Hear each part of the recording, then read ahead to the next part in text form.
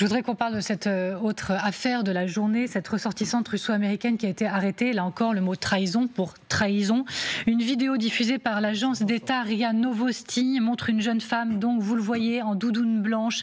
Elle a ce bonnet qui est descendu sur le visage, sur les yeux. Elle est menottée avec un agent cagoulé du FSB. Je précise, donc elle est résidente de Los Angeles, mais elle était là en Russie, arrêtée à Ekaterinbourg.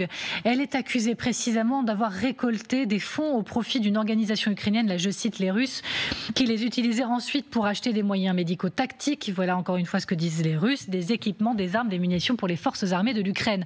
Alors, pour poursuivre un peu l'histoire, il faut rappeler qu'il y a plusieurs ressortissants américains qui sont actuellement détenus en Russie. On va citer notamment le journaliste Evan Gergovitch qui a été arrêté il y a près d'1 an maintenant pour espionnage à Ekaterinbourg.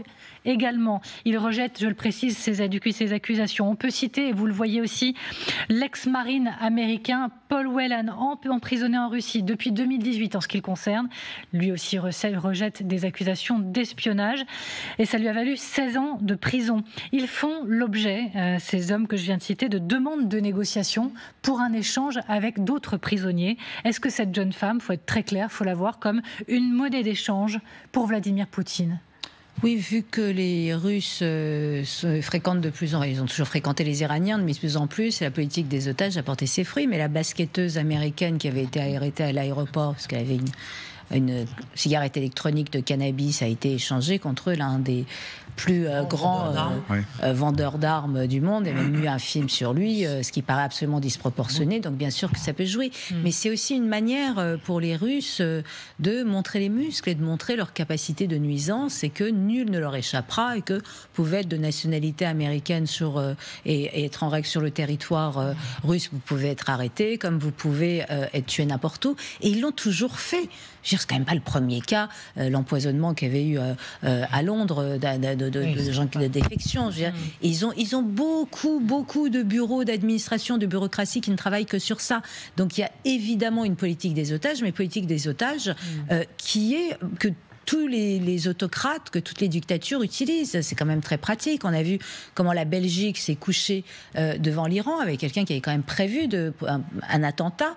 C'était une réunion des Moudjahidines du peuple, parce que j'ai un amour débordant pour les Moudjahidines du peuple, mais Stavi Lakoulbé, ça devait être vraiment un attentat sérieux. C'était un vrai faux diplomate iranien.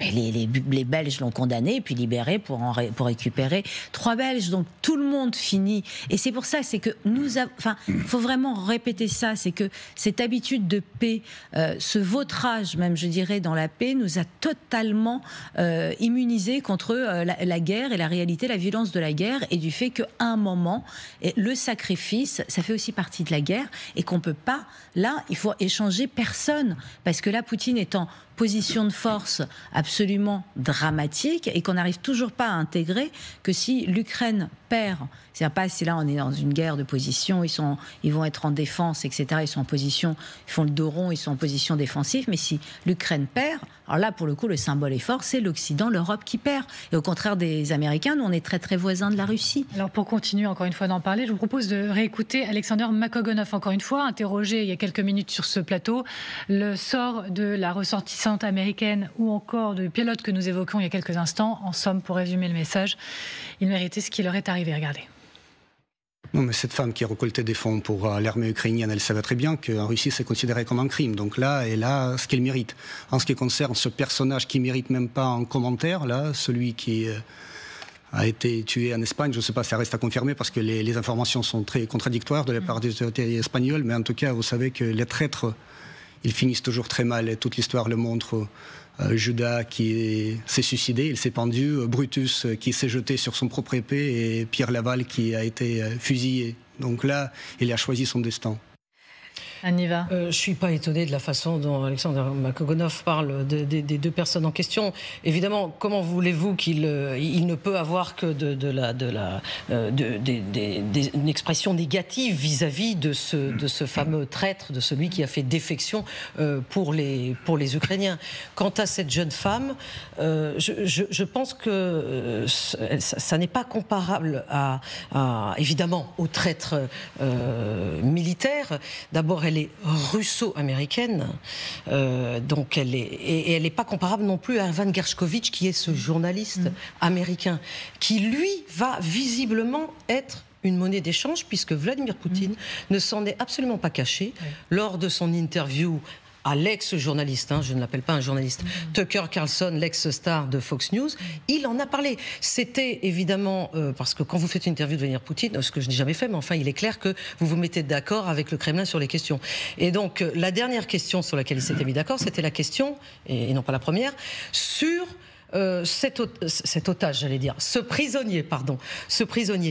Et quand il lui a posé la question, Vladimir Poutine a répondu, pas tout à fait clairement, mais quand même, ça a été analysé par tous les observateurs, qu'il était prêt, que c'était une histoire maintenant plus technique entre les différents services, c'est-à-dire entre les services russes et les services américains, pour réussir à obtenir un échange, puisque Vladimir Poutine, visiblement, souhaite quelqu'un qui est détenu ailleurs et qui est un ancien agent des renseignements russes dont il aurait besoin. Donc là, il va y avoir une monnaie d'échange. Maintenant, avec cette jeune fille, effectivement, le grief clair et tout trouvé, c'est celui d'aider l'Ukraine. D'aider l'Ukraine. Je voudrais juste qu'on revoie les trois visages. Donc on a parlé des deux hommes, je voudrais qu'on s'arrête également sur la femme.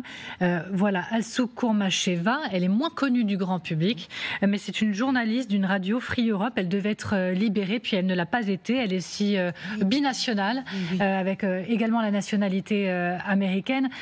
Général Yakovlev, encore une fois, il otage pour avoir des monnaies d'échange, contre quoi? C'est quoi derrière?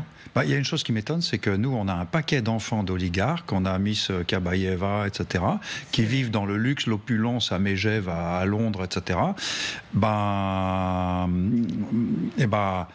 On n'a qu'à découvrir que ce sont des espions du style et ils ont fait un poste malheureux. On les met en tôle, on les refroidit un peu, puis on attend, voilà. Parce qu'on a quand même beaucoup des enfants qui, d'après le régime russe, vivent dans l'Occident décadent, sont exposés à tous les vices. Il faut qu'on règle ça rapidement, il faut qu'on les protège, il faut qu'on les mette en tôle et qu'on les échange. Alors, ce que je dis n'est pas légal, je suis au courant. Oui, c'est ce que j'allais vous dire également. Là, vous êtes sur les propos russes, faire otage des enfants, même opposants. On comprend. Non, mais des enfants, on parle d'adultes de 25, 30, 35 ans, 40 ans, on ne parle pas de gamins de 20 ans qu'on va retirer la maternelle. Des influenceuses qui contribuent à l'effort de guerre russe, qui sont complices de fêtes, etc., etc. Donc voilà, on dit ouvertement, maintenant on fait, ouais, vous voulez des otages? Ok, nous aussi on en a un paquet. Et voilà, après on discute. Il ne s'agit pas de les torturer, de leur arracher les ongles ou de leur faire goûter du Novichok. Bon, allez, on avance sur une autre question, celle de l'électrochoc, oui. Est-ce que ce qui s'est passé ces derniers jours avec la mort d'Alexeï Navalny a fait office d'électrochoc pour l'Occident? L'Allemagne pourrait bientôt envoyer à Kiev les fameux missiles Taurus. Vous finissez par les connaître, on vous en parle assez souvent. Oui, ces briseurs de bunkers ultra efficaces, longue portée surtout. Ils sont demandés depuis longtemps par Kiev. Et bien, selon une agence de presse allemande, la coalition au pouvoir pourrait préparer une proposition rapidement pour envoyer ces fameux Taurus. On a le Danemark.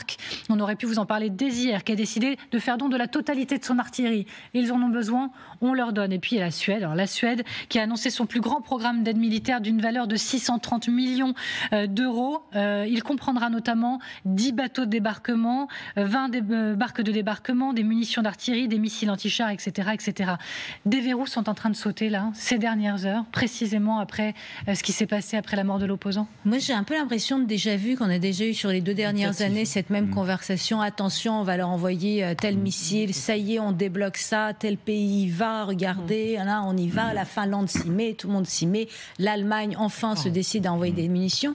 C'est des effets d'annonce.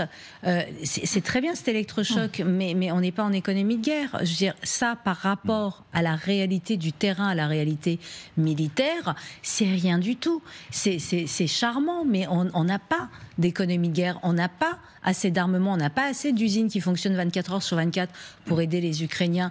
Donc ça fait très bien pour être réélu. Et parce qu'en plus, c'est pas n'importe quel pays, c'est quand même des pays qui sont pas loin de la Russie, c'est des pays qui doivent rassurer leur population et qui ont besoin d'avoir ces gestes symboliques.